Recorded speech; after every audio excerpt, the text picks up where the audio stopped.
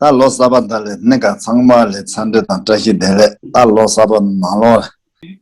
All right, so welcome everyone, and it's very good to meet again after Losar. So greetings for the new year to everyone, and Geshe extend his wishes that we will maintain and continue this Dharma connection. Okay, so as you are all aware, we had a gap. It was a rather long gap. And this actually indicates very clearly that if someone is to teach the Dharma, there is a lot of conditions, favorable conditions that have to accumulate and gather together. And even if one condition is missing, then the teachings cannot go on. However, Geshe thinks that now we are back on track with the easy path, the Lamrim text, and hopefully there will be no more interruptions.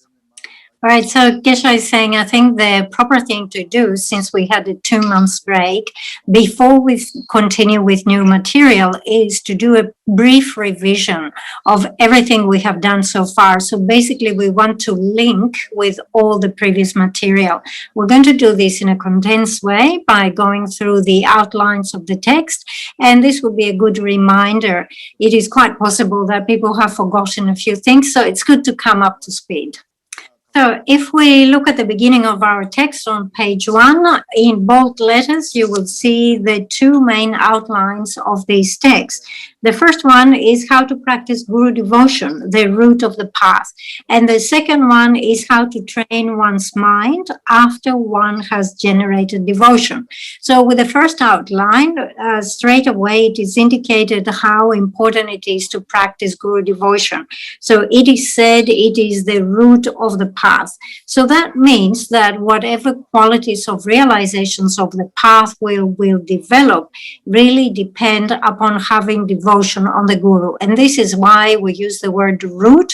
It indicates the importance of that. So just as when you have a plant or a tree, whatever, everything that will grow, such as the branches and the leaves and so forth, grows due to the root, because the root is there. Similarly, whatever understanding we develop along the path comes from this Guru devotion. Once that is established, then we look at how we actually train the mind. Okay, so having devoted yourself to the Guru, the second one is the way to train the mind. One has generated devotion. And in that, we see that we have the actual exhortation to take full advantage of the life of leisure and opportunity. And then we continue with the actual way of doing this. So in the exhortation to take full advantage of life of leisure and opportunity, we need to identify the precious human rebirth that has the full list of 8 freedoms and 10 endowments. So in that, we need to understand that it is something which is very rare. And once you obtain it, it is something which is greatly meaningful. Okay, so after that follows how to take full advantage of that. So the way that we take full advantage of this type of rebirth is to train the mind in the path shared with the individual of the small scope, train the mind in the paths that are shared with the individual of the middle scope, and train the mind in the paths of the individual of the great scope. So first of all, we train in the path shared with the individual of the small scope. Once we have realization of that, we move into the next phase, which is training the mind in the paths that are shared with the individual of the middle scope. And once we have done this, then we moved into the training of the individual of the great scope. And if we are able to implement this training, it is said that we are taking full advantage, or we're taking great advantage. We extract the great essence of this life. So then this is something which is very meaningful. All right, so we say in the first step is to train the mind in the paths that are shared with the individual of the small scope in order to extract a small degree of essence of this life. So when we actually do this, we do it on the basis of 4 main outlines, so 4 main trainings. The first one is to contemplate death and impermanence. The second one is to consider the suffering of the unfortunate migrant migrations. The third one, having considered about all the suffering, the third one is to go for refuge to the three jewels. And the fourth one is to generate the faith of conviction in the law of cause and effect. So these are the main four outlines, which is the practice of the path shared with the individual of the small scope. Okay, so when we continue to the second phase, which is training the mind in the path that is shared with the individual of the middle scope, in that we have two main outlines. The first one is generating the mind that is intent for liberation, and the second one is ascertaining the nature of the path that leads to liberation. So for the first one, generating the mind that is intent or is looking for liberation, remember that previously we have contemplated the suffering of the bad migrations, of the lower migrations. So fearing that we might end up with a bad migration, that makes us abandon negativity and adopt positive or virtuous behavior. And as a result of that, we understand that we will be able to achieve a good rebirth. However, there is no guarantee even after we achieve a good rebirth, because eventually the projecting karma that establishes this type of rebirth will run out. And when that karma is exhausted, we will fall again into the lower migrations. So we understand that until we totally abandon samsara, until we're totally liberated from samsara, there will be like no peace in, we have no security, no peace. So this is how we generate the mind that is searching for liberation, and we do that by contemplating the suffering of samsara. First of all, we contemplate the general suffering of samsara, and then we contemplate specific instances of suffering within samsara. Once we generate that mind, the second thing is to ascertain the nature of the path leading to liberation, and the nature of the path is the three trainings. Okay, so having contemplated that I need to rely upon the three trainings in order to reach a state of liberation, I start considering that even if I attain liberation for myself, and I will not have to experience any samsaric suffering, nevertheless, all other sentient beings around me will still continue to suffer. However, we're all similar, we're all equal in wishing to experience happiness, and we're all equal in not wishing to experience any suffering. In addition, although all those sentient beings have the same wishes that we do, they keep continuing creating the causes of suffering. So observing their situation, we generate this sense of compassion. And then we consider that they have been very kind to us in countless occasions. They have acted as our mothers again and again in various migrations. And considering this situation, we reach the point where we say, that's it. I definitely need to liberate all sentient beings from samsaric suffering. And in order to do this, there is no other way to do it other than obtaining the state of Buddhahood. Therefore, I will reach the state of Buddhahood in order to liberate all sentient beings. So this is the type of training that we do within the great scope in order to generate the mind of Bodhicitta. Okay, so when we are here in this context, which is training the mind in the path of the individual of the great scope, we see that we have two main outlines. The first one is how to generate the mind of Bodhicitta. And here we recognize or we identify Bodhicitta or mind generation, the wish to reach the state of Buddhahood in order to liberate all mother sentient beings. But it is not enough just to generate that particular aspiration, that type of mind. Following this, we have to train in the conduct of bodhisattvas. This is why we have two outlines. Okay, so for the first outline, how to generate the mind of Bodhicitta, we have two outlines. the actual way of training and how to assume bodhicitta through ritual. So the first one, the actual way to train, we know that we have two different methods. The first method is the sixfold cause and result method, or the other method is the method of equalizing and exchanging self for others.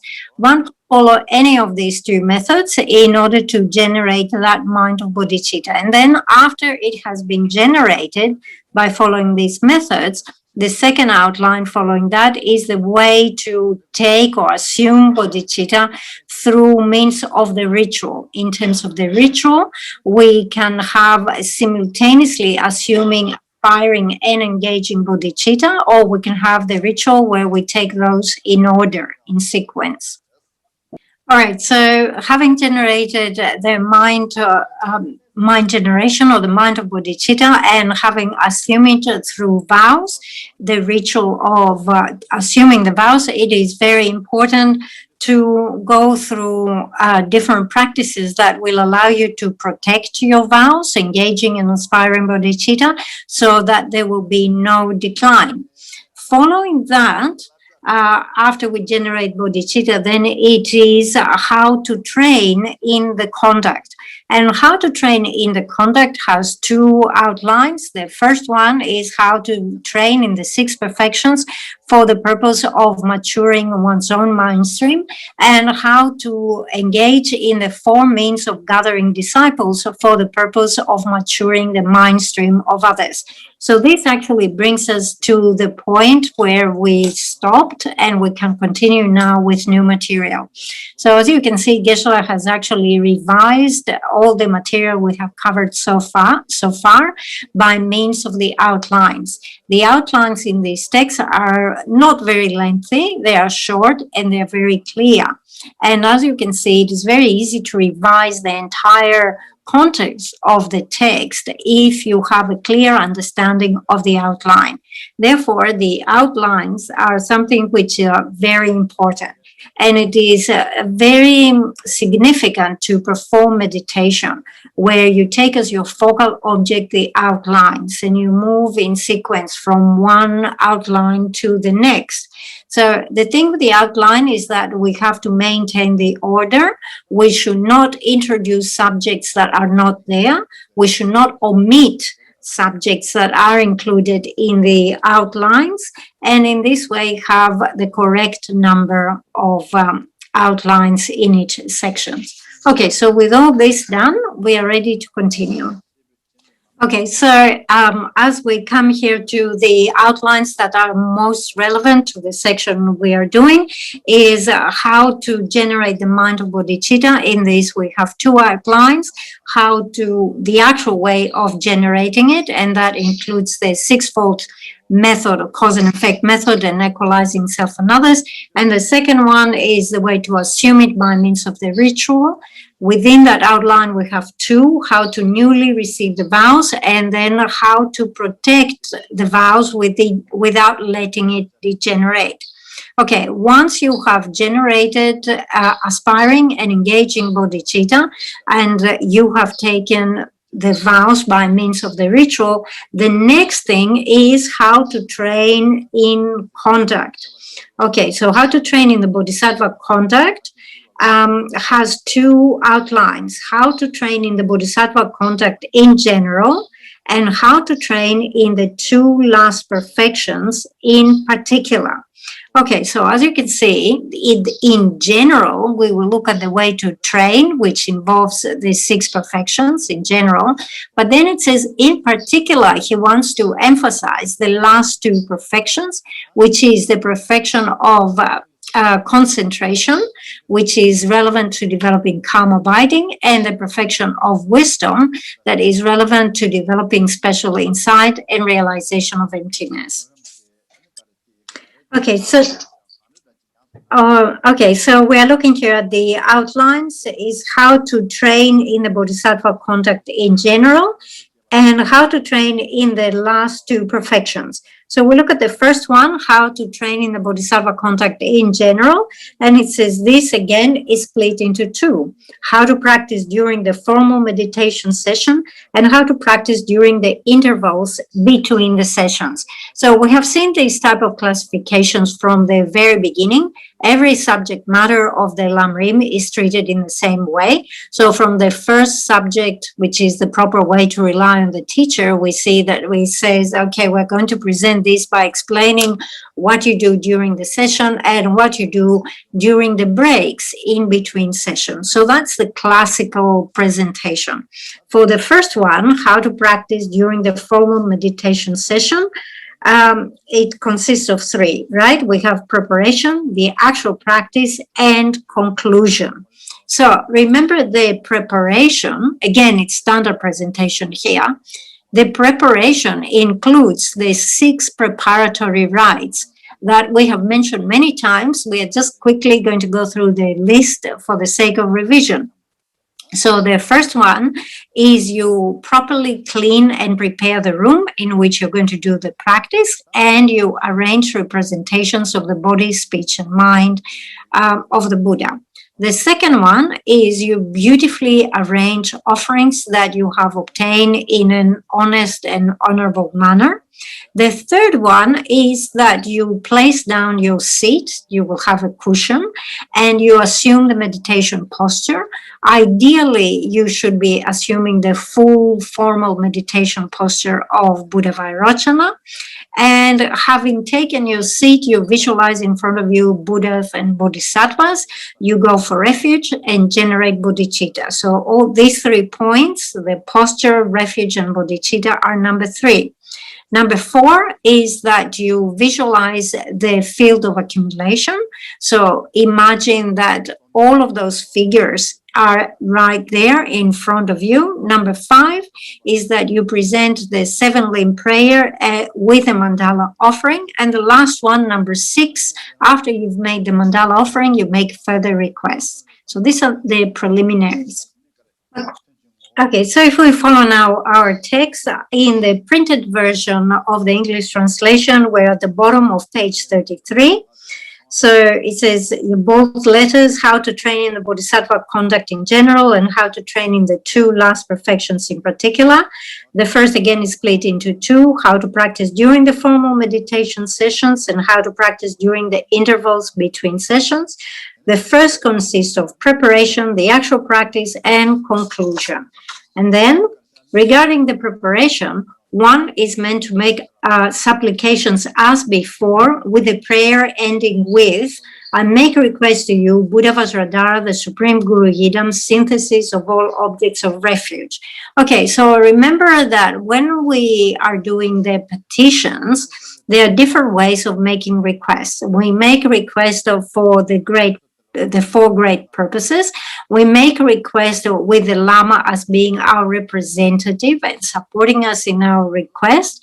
And finally, we make a request which is similar to driving a peg in the ground. So it's a single-pointed request. So this is the end of the single-pointed request, where we say, I make a request to you, Buddha Vajradhara, the Supreme Guru Yidam, synthesis of all objects of refuge. And then after this it says, then reflect, I beseech you, Supreme Guru Yidam, bless all mother sentient beings and myself, so that we can practice correctly the great conqueror's children's conduct, the profound and the vast one, and so forth. So after that, the specific request, after the general request, we do the specific request of whichever subject matter we meditate upon. And here, we meditate upon the proper way of developing the conduct of the Bodhisattva. So we request, bless me to be able to practice this properly. So up to here is the preparatory, the preparation. Okay, so having done the preliminaries, which are the requests, we continue with the actual practice.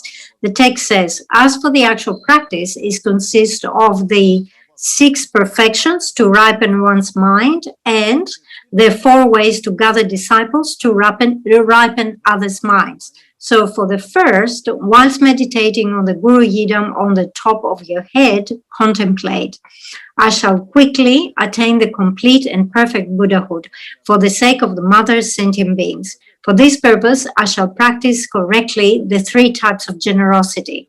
I shall teach, as well as I can, the holy Dharma to all beings who are deprived of it, without concern for receiving gifts, respect, and fame. This is the generosity of Dharma. I shall protect all beings from the fears of the harms inflicted by human beings, non-human beings, and by the natural elements. This is the generosity of the lack of fear. I shall offer without stinginess or hoping to be repaid anything that is suitable to be offered to all poor and destitute beings. This is the generosity of material gifts. So remember that you still maintain this visualization of your root guru that is at your crown of your head. And then it's like as if you're talking to him and you say, what I want to do is to achieve perfect Buddhahood for the sake of all sentient beings. And for that reason, I will engage in the practice of the 6 perfections. From those 6 perfections, the perfection of generosity is the first one. And as you can see here, we have mention of the 3 types of generosity. The first one is generosity of Dharma. The second one is generosity of giving fearlessness. And the third one is material generosity. So very clearly here it says, for generosity of Dharma, I will teach as best as I can, and I will fulfill the needs of other sentient beings. I will explain the Dharma to them as well as I can, but I'm not doing it for the sake of fame or for respect or for receiving gifts. I'm doing it with the ultimate purpose or aim of reaching the state of enlightenment. Following that, it says, I will protect them from all fear. And then after that, it says, I will also practice the generosity of material, giving material gifts. So as you can see with the first type of generosity, where it is explaining how we practice generosity of Dharma, very clearly it sets the motivation. And it says the motivation for teaching Dharma should not be with the expectation of receiving gifts and money and being rewarded financially. It should not be done with the expectation of receiving respect, and also it should not be done with the hope that one will become very famous. So with a motivation that is completely clear of these 3 elements, one is totally committed of teaching the Dharma to those who are deprived of it, destitute in terms of Dharma. The next one, which is generosity of fearlessness, lack of fear. It says here, I will protect all beings from the fears of harm that comes by other human beings or by non-human beings or by the elements, such as destruction that we have from fire or from water and so on and so forth. So we have covered 2 out of the 3 types of generosity, generosity of Dharma and generosity of lack of fear. So now for the third type, which is generosity of material gifts, it says, I shall offer without stinginess or hoping to be repaid anything that is suitable to be offered. Okay, so again here we can see that there is mention of the motivation. So it says you should not be giving with a sense of stinginess, holding back, and also you should not be giving with an expectation to be repaid. An expectation to be repaid here can be understood repaid immediately, such as, I give them something, they will give me something in return, a gift, or in the future, I will become rich as a result of practicing generosity. So we shouldn't be practicing generosity with these ideas. And it says anything that is suitable, it should be offered to those who are lacking resources. Okay, so having looked at the three types of generosity individually, at the end of this paragraph, you see that we summarize the meaning and we say, I shall quickly attain the complete and perfect Buddhahood for the sake of mother sentient beings. For this purpose, I shall offer, without any sense of regret, my body and possessions, together with all my roots of virtue. I beseech you, Supreme Guru Yidam, bless us so that we can practice like this, and so forth. So to increase the attitude wishing to give in the practice of generosity. So this is what we recite, this is what we say, in order to increase this attitude, this willingness to give. That is the actual practice of generosity.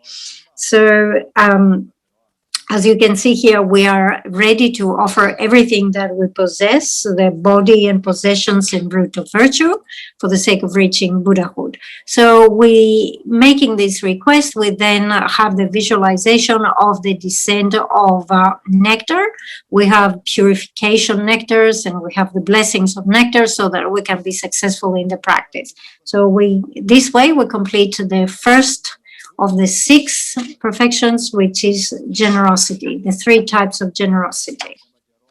Okay, so as you can see here, the Swift Path does not elaborate more on the practice of generosity. However, it is quite important to understand here what is the nature of generosity. We say, practice generosity, practice generosity. So what exactly is generosity? So the nature of generosity is awareness between main mind and mental factors. It is the mental factor. It is the mental factor of intention. So generosity is the mental factor of the intention to give. So motivated by this virtue, we make the body and the speech engage in that intention to give. And we think, I'm willing, or I have the intention to give everything that I possess, right? Without any sense of loss. So my body, my enjoyments, my root of virtue. So you see, generosity does not refer to the actual present or the physical object or whatever you're giving away. Generosity does not refer to the recipient of whatever you give. And also generosity does not refer to the giver yourself who are giving away. Generosity is the intention to give. Okay, so we have explained what is generosity, and then we have the other term, which is the perfection of generosity. So the perfection of generosity refers to taking that intention to give and through familiarity, perfecting that thing. So the perfection of generosity does not mean that there will be no destitute, not poor people remaining. The perfection of generosity doesn't mean that you have made everybody else rich, right? Because if that was the case, then all these previous Buddhas who have come in the past, they would have not completed or achieved the perfection of generosity, because still we have people that are destitute, that are lacking even the basic resources. So understand that the perfection of generosity, it means that you take that intention to give everything, like your body, your possessions, your root of virtue, and you are willing to give this without any sense of loss. So you want to give all this to all other sentient beings. So becoming perfectly familiar with that intention to give everything to others, this is the perfection of generosity.